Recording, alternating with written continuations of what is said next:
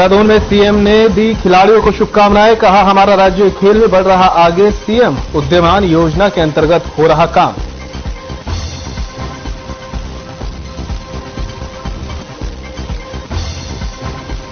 हरिद्वार में जिला पंचायत बोर्ड बैठक का आयोजन, बिजली पानी और सड़क के मुद्दों पर बैठक में संबंधित प्रस्ताव किए गए पास।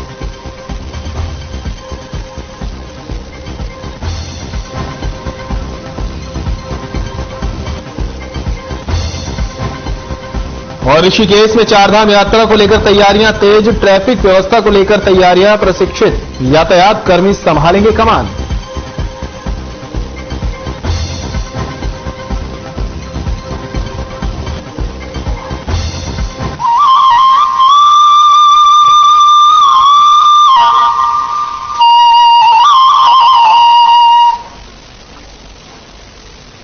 नमस्कार, हमारा उत्तराखंड देख रहे हैं आप। मैं हूं आपके साथ संदीप निरंजन सरकार। खबर देहरादून से है, जहां सीएम धामी ने खिलाड़ियों को पुरस्कार पाने वाले सभी खिलाड़ियों को शुभकामनाएं दी हैं। इसके साथ ही सीएम ने कहा कि उत्तराखंड का युवा खिलाड़ी राष्ट्रीय और अंतर्राष्ट्रीय स्तर पर पुरस्कार प्राप्त कर प्रदेश का नाम रोशन करने का काम कर रहा है। प्रदेश का युवा खिलाड़ी अपने आराम को छोड़कर अपने खेल में दिन रात मेहनत कर अपने आप को तैयार करते हैं। सरकार खेलों को बढ़ावा देने के लिए हर संभव प्रयास कर रही है और हमारा संकल्प है कि खेल के क्षेत्र में भी हमारा राज्य अग्रणी बने। खिलाड़ियों के लिए जो खेल कोटा रुका हुआ था, उसको फिर से शुरू करने का निर्णय लिया गया है। सरकार ने खेल दिवस के मौके पर मुख्यमंत्री उद्यमान योजना प्रारंभ की थी। प्रधानमंत्री नरेंद्र मोदी के नेतृत्व में प्रदेश आज हर क्षेत्र में आगे बढ़ रहा है।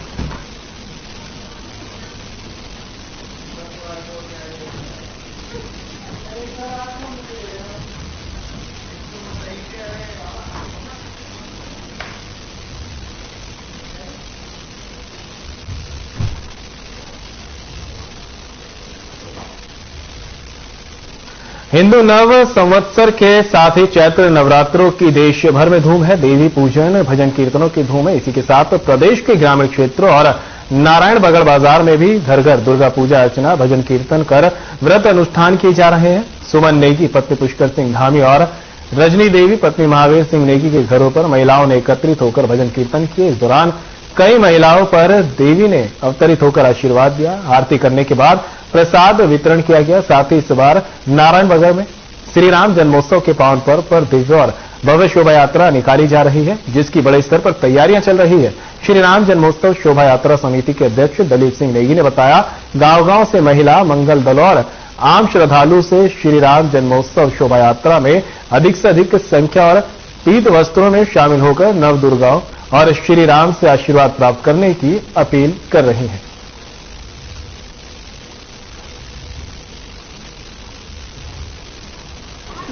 सभी देशवासियों को चैत्र नवरात्रि की शुभकामनाएं। कल से चैत्र नवरात्र शुरू हुए हैं और यहाँ पे हम नवरात्रि के दिनों में 9 दिन का व्रत रखते हैं और नव दुर्गा की पूजा करते हैं। इससे सभी देशवासियों को नवरात्रि की ढेर सारी शुभकामनाएं।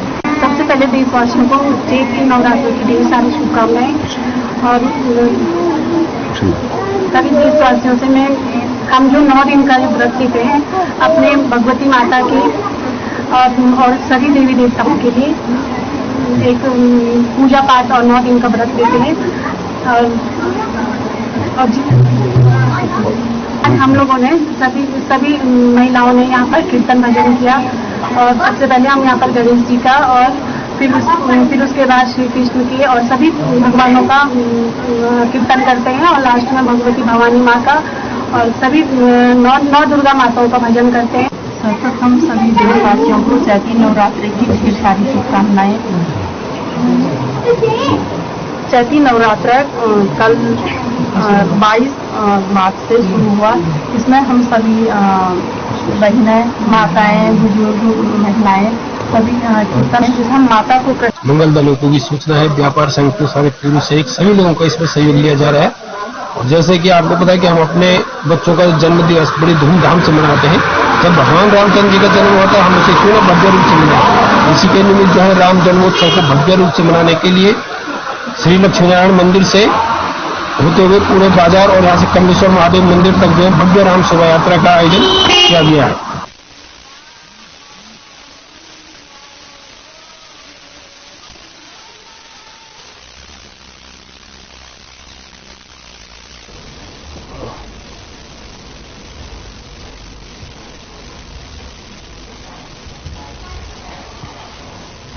प्रदेश कांग्रेस ने केंद्र और राज्य सरकार पर जमकर निशाना साधा। इसके साथ ही गंभीर आरोप लगाए हैं। पूर्व सीएम हरीश रावत ने कहा कि देश में लोकतंत्र की हत्या की जा रही है। राहुल गांधी को षड्यंत्र के तहत फंसाया गया और उन्हें षड्यंत्र के तहत सजा हुई है। बीजेपी सरकार सच की आवाज को दबाना चाहती है। आगे उन्होंने कहा कि राहुल की सजा पर लोगों में आक्रोश है और हजारों लोग विरोध प्रदर्शन कर रहे हैं। पूर्व सीएम हरीश रावत ने आरोप लगाया कि बीजेपी विपक्ष विहीन मुद्दे पर काम कर रही है और सरकार भ्रष्टाचार के अलावा कहीं भी ध्यान नहीं दे रही।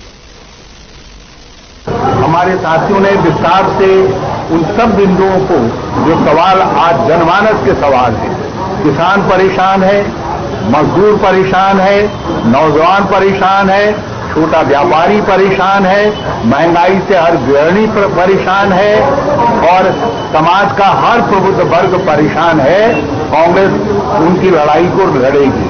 राज्य के अंदर कई ज्वलंत सवाल हैं, जिनमें वो वीआईपी कौन, जिस पर सरकार है मौन, वो ये पेपर लीक वाले मामलों में आखिर धारीवाल का आका कौन है, हाकम सिंह का हाकम कौन है, ये सवाल भी आज हैं।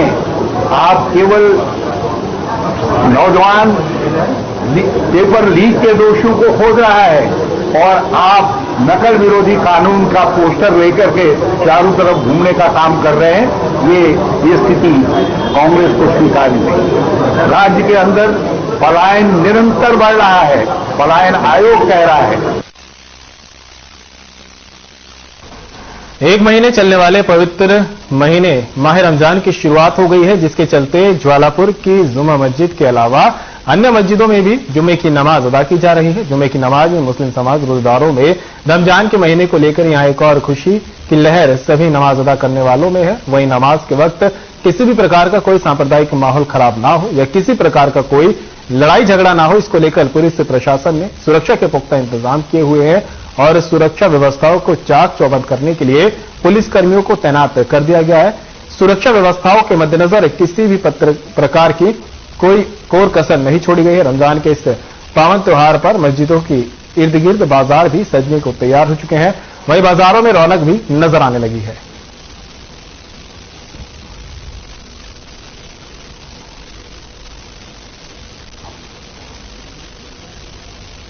हरिद्वार से खबर आपको बता रहे हैं, जहां पर मस्जिदों के पास अब बाजार सजने लगे हैं। माह रमजान के पावन मौके पर अब बाजारों में भी रौनक लगने लगी है।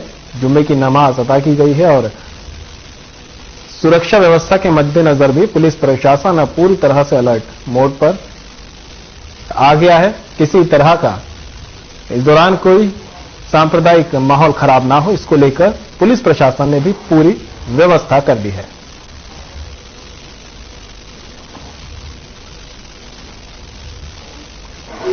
आज हम लोगों ने रमजान का पहला रोजा रखा है और पहला जुमा अदा किया है। हमने अमन अमान के लिए दुआ की, अपने मुल्क के अमन और शांति के लिए, भाईचारे के लिए दुआ की। रमजान शरीफ का मुस्लिम समुदाय में एक पाक महीना माना जाता है। इसमें हम लोग कलाम पाक की तिलावत करते हैं, मस्जिदों में तरावी होती है और हमारे अब की बात शायद 5 जुमे हो गए, 4 जुमे होते हैं। जुमातुल विदा भी आखिर में पड़ा जाता है। 30 रोजों के बाद ईद का त्यौहार आता है।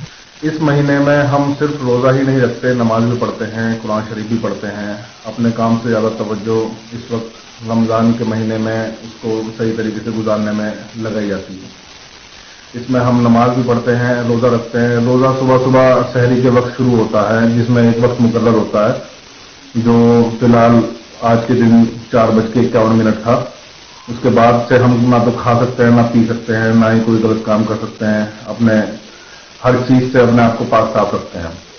उसके बाद फिर शाम को इफ्तार का टाइम होता है। इसमें हमें एक वक्त मुकर्रर होता है कि उस वक्त के बाद फिर हम सुबह तक सहरी तक खा सकते हैं। इबादतों का महीना कहा जाता है, किस तरह इबादत होती है, कैसे नमाज पढ़ी जाती है, जुमे का क्या महत्व होता है? देखिए, जुमा एक जैसे हर मजहब में एक दिन ऐसा होता है कि जो खास होता है। जुमे का दिन हमारे मजहब में बहुत ही खास है, जिसको इस तरीके से कहा जाता है कि ये ईद का दिन होता है।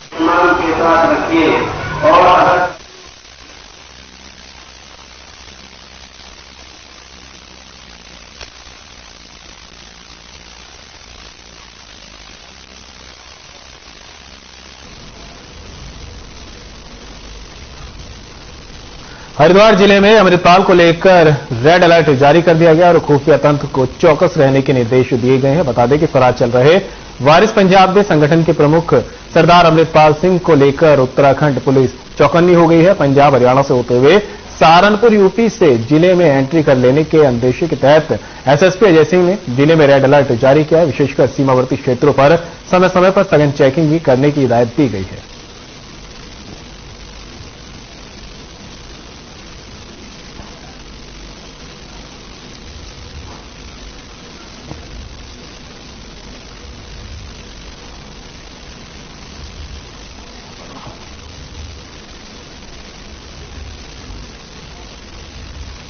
लक्सर कोतवाली क्षेत्र के केड़ा गांव की रेलवे ट्रैक के पास एक व्यक्ति का शव मिलने से सनसनी फैल गई। मृतक की पहचान मनीष के रूप में हुई है, जो बिजनौर के रहने वाला था।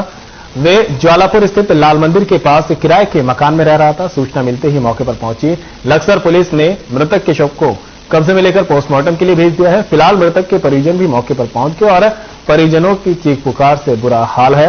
मृतक की जेब में पड़े हुए मोबाइल से पुलिस ने मृतक की शिनाख्त की तो पता चला कि वो मूल रूप से यूपी के नगीना जिला बिजनौर का निवासी है। परिजनों ने बताया कि मनीष बीती रात से लापता था। घर से सब्जी मंडी जाने की बात कहकर निकला था, उसके बाद लौटकर वापस नहीं आया।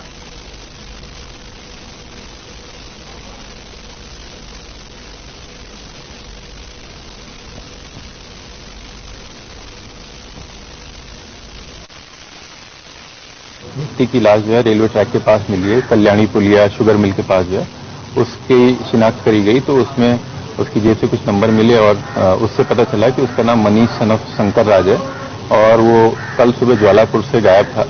तो उसके संबंध में जो है पंचायतनामा भरा गया, पोस्टमार्टम की कार्रवाई करके उसके परिजनों को अवगत कराया जा रहा है। अग्रिम कार्रवाई करी गई।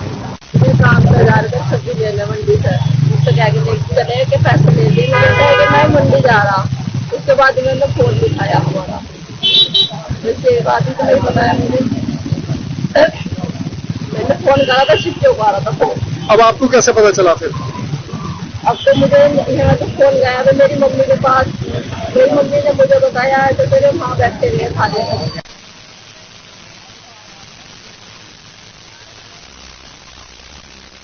हरिद्वार से खबर आपको बता रहे, रेलवे ट्रैक के पास व्यक्ति का शव मिला है। बताया जा रहा है, परिजनों का कहना है कि शख्स सामान लेने बाहर निकला था लेकिन उसके बाद से वापस नहीं लौटा है। फिलहाल पुलिस ने शव को कब्जे में लेकर पोस्टमार्टम के लिए भेज दिया। पुलिस ने बताया कि शख्स की शिनाख्त उसके जेब में रखे मोबाइल से हुई थी। पुलिस ने मोबाइल के जरिए परिवार का पता लगाया तो पता चला कि मृतक यूपी के बिजनौर का मूल रूप से रहने वाला था। खबर रुद्रप्रयाग से है, जहां 11वें ज्योतिर्लिंग बाबा केदार धाम के कपाट श्रद्धालुओं के दर्शनार्थ खोले जाने के लिए 1 माह का समय शेष रह गया है। श्री केदार धाम यात्रा को सुगम एवं सुव्यवस्थित ढंग से संचालित करने के लिए संबंधित विभागों द्वारा की जाने वाली तैयारियों और व्यवस्थाओं को मार्च माह के अंत तक चाक चौबंद करने के निर्देश जिला प्रशासन द्वारा संबंधित अधिकारियों को दे दिए गए हैं।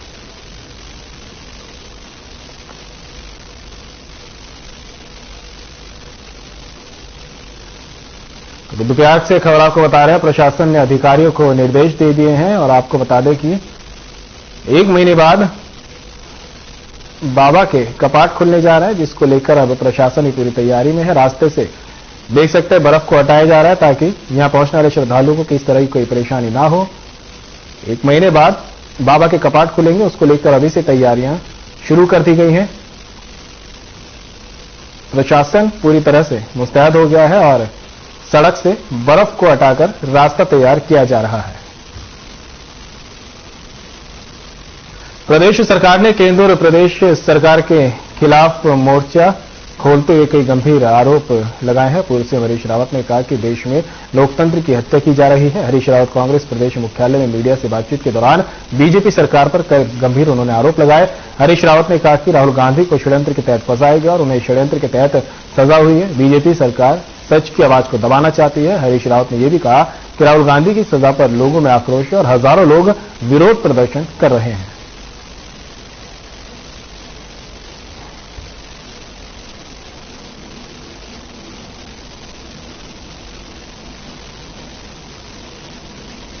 राहुल गांधी लोकतंत्र की लड़ाई लड़ रहे हैं। हम सब लोग जो है उस लोकतांत्रिक लड़ाई को अपने कंधों में लेकर के चलेंगे और आगे एक व्यापक संघर्ष की भूमिका बनाएंगे। और राज्य के अंदर हमारे साथियों ने विस्तार से उन सब बिंदुओं को, जो सवाल आज जनमानस के सवाल है, किसान परेशान है, मजदूर परेशान है, नौजवान परेशान है, छोटा व्यापारी परेशान है, महंगाई से हर गृहिणी परेशान है और समाज का हर प्रबुद्ध वर्ग परेशान है। कांग्रेस उनकी लड़ाई को लड़ेगी। राज्य के अंदर कई ज्वलंत सवाल हैं, जिनमें वो वीआईपी कौन, जिस पर सरकार है मौन, वो ये पेपर लीक वाले मामलों में आखिर धारीवाल का आका कौन है, हाकम सिंह का हाकम कौन है, ये सवाल भी आज हैं। आप केवल नौजवान पेपर लीक के दोषियों को खोज रहा है और आप नकल विरोधी कानून का पोस्टर लेकर के चारों तरफ घूमने का काम कर रहे हैं। ये स्थिति कांग्रेस को स्वीकार्य नहीं। कांग्रेस के पूर्व नेता प्रतिपक्ष स्वर्गीय इंदिरा हृदय की 82वीं जयंती पर हल्द्वानी के स्वराज आश्रम में सभी कांग्रेस के कार्यकर्ताओं ने स्वर्गीय इंदिरा हृदय को याद करते हुए उनकी तस्वीर पर फूल अर्पित कर उनको याद किया। इस मौके पर कांग्रेस जनों ने उनके द्वारा हल्द्वानी सहित उत्तराखंड में किए विकास कार्यों को याद करते हुए कहा कि इंदिरा हृदय ने अपने जीवित रहते हुए सदैव विकास की राजनीति की है। उन्होंने सदैव दलगत राजनीति से ऊपर उठकर सबके कार्य किए, लोगों का सदैव साथ दिया, जो आज देखने को नहीं मिलता है। वहीं इंदिरा हृदय की जयंती के मौके पर उनके बेटे और हल्द्वानी से विधायक सुमित हृदय के कार्यक्रम में भावुक दिखाई दिए। सुमित हृदय ने कहा कि उनकी माता की तरफ से सदैव विकास की राजनीति की गई है और लोगों की हर संभव मदद का प्रयास किया गया है। इसी वजह से उनको लोग नम आंखों से याद करते हैं।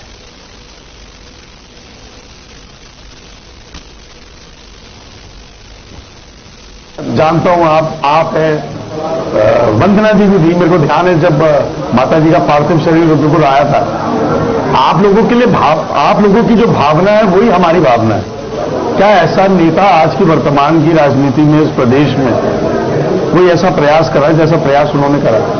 आम जनमानस के लिए दलगत राजनीति से ऊपर उठ के क्या जो उन्होंने विकास की एक सोच रखी, समाज को आगे बढ़ाने की एक सोच रखी, आज हमारे बीच में ऐसे लोग हैं, इसलिए कमी ज्यादा खलती है। और अवश्य हम सबके लिए, विशेषतः कांग्रेस परिवार के लोगों के लिए बड़ा भावनात्मक पल, उन्होंने बड़ा हमेशा स्ट्रांग स्टैंड रखा, धर्मनिरपेक्षता। और आज जो लड़ाई हो रही है आप देखेंगे, चाहे हमारे राष्ट्रीय नेता राहुल गांधी जी हो, चाहे प्रदेशव्यापी हमारे जो लगातार कार्यक्रम हो रहे हैं।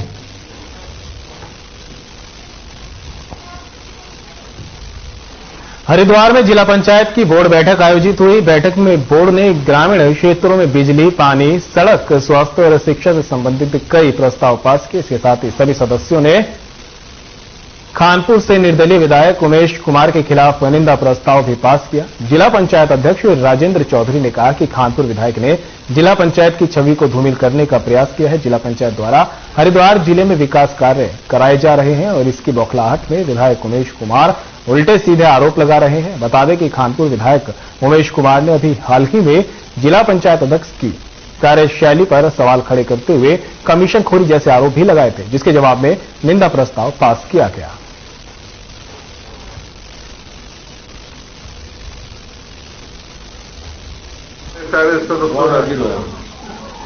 एक निंदा प्रस्ताव पास करा है, उसको हम मुख्यमंत्री को, माननीय विधानसभा अध्यक्ष जी को तो भेजेंगे और उस सदन में ऐसे हमारे इसकी छोटे सदन की जो छवि को धूमिल करने का काम करा उसका जवाब।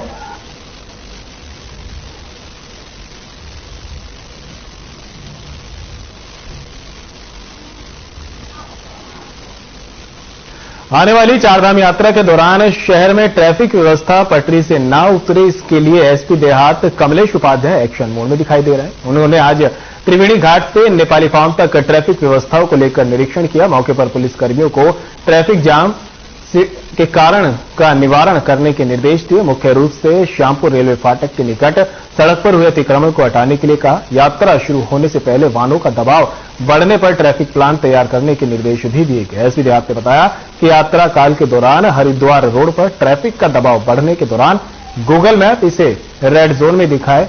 इसके लिए गूगल के प्रबंध से वार्ता चल रही है। बताया जल्द ही प्रशिक्षित ट्रैफिक पुलिस कर्मी ऋषिकेश में तैनात होंगे, जिनकी पूरी कमान की जिम्मेदारी ट्रैफिक प्रभारी को सौंपी जाएगी।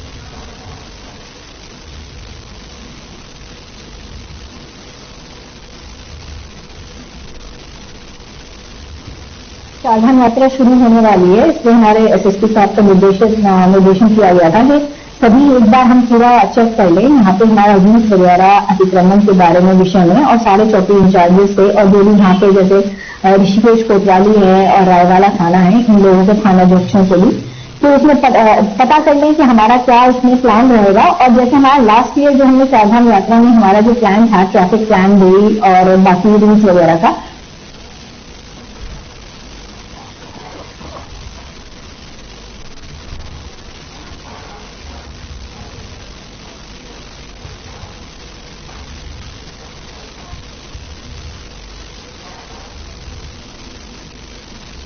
आज नवरात्रि का तीसरा दिन है, जो मां चंद्रघंटा को समर्पित है। नवरात्रि के इस पावन पर्व पर भगवती के 9 रूपों की आराधना की जाती है। माता चंद्रघंटा को भोग के रूप में दूध से बनी चीजें चढ़ाई जाती हैं। माना जाता है कि माता को दूध और मेवे की खीर प्रिय है। यह भी मान्यता है कि इस दिन कन्याओं को दूध और चावल की खीर खिलाने और दान पुण्य करने से माता अति प्रसन्न होती है।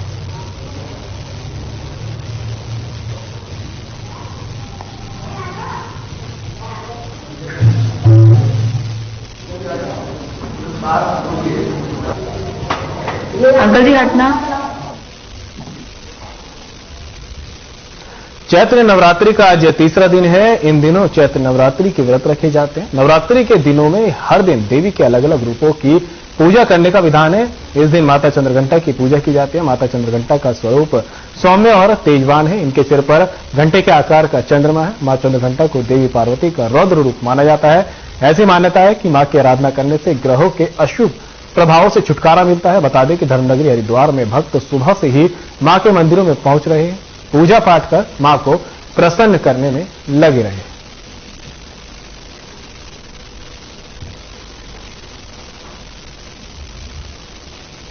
देखो, आज तो नवरात्रि का तृतीय दिवस है और तृतीय दिवस में मां चंद्रघंटा की पूजा होती है। मां चंद्रघंटा तृतीय दिवस में मां का जो घंटा रूप है, इसमें मां ने अपने 9 रूपों को धारा है, जिसमें तृतीय रूप प्रसिद्ध रूप है घंटा, चंद्रघंटा के नाम से। मां की चंद्रघंटा के रूप में तृतीय रूप में भक्त क्या करते हैं, सुबह प्रातःकालीन मां की सेवा निवृत्त होके मां को पूजन विधि विधान से पूजन करके उनका घंटा आगस का पूजन करवा के विधि विधान से उसकी पूजा की जाती है। और मां के भक्त श्रद्धा भाव से मंदिर में आके श्रद्धा भाव से उनका पूजन करते हैं।